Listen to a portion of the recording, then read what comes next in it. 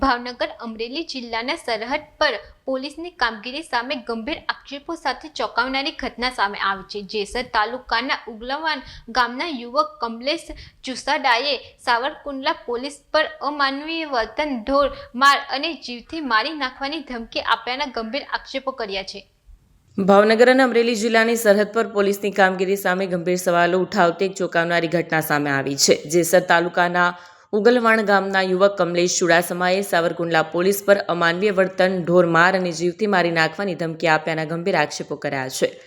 પીડિત કમલેશ ચુડાસમાના જણાવ્યા મુજબ તેને સાવરકુંડલા પોલીસ સ્ટેશનમાંથી ફોન કરીને કોઈ અરજીના સંદર્ભમાં પૂછપરછ માટે બોલાવવામાં આવ્યો હતો। જ્યારે તે પોલીસ સ્ટેશન પહોંચ્યો ત્યારે નીતિનભાઈ નામના જમાદારે તેને પોલીસ સ્ટેશનના ધાબા પર લઈ જઈ મોબાઈલ ફોન આંચકી લીધો। યુવકનો આક્ષેપ છે કે કોઈપણ કારણ વગર કે પૂછપરછ કર્યા વગર તેની સાથે ગાળાગાળી શરૂ કરવામાં આવી અને તેને હેન્ટર વડે નિર્દયતાથી માર મારવામાં આવ્યો।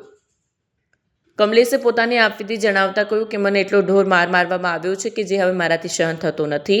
હું નિર્દોષ હોવા છતાં મારી સાથે આવું વર્તન કરવામાં આવ્યું છે। માર માર્યા બાદ પોલીસકર્મીએ યુવકને મોઢું બંધ રાખવા માટે ધમકાવ્યો હોવાનો પણ આક્ષેપ છે। પીડિતના જણાવ્યા અનુસાર તેને ધમકી આપવામાં આવી હતી કે જો તે આ વાતની ક્યાંય પણ ફરિયાદ કરશે તો તેને ઘરેથી ઉઠાવી જઈ રસ્તામાં તેનું એન્કાઉન્ટર કરી નાખવામાં આવશે। આ ધમકીને કારણે યુવક અને તેનો પરિવાર હાલ ભારે ફફડાટ અને ભયના ઓઠાર નીચે જીવી રહ્યો છે। વિડીયો જર્નાલિસ્ટ મહેશ બારિયા સાથે સત્યા ટીવી ન્યૂઝ અમરેલી।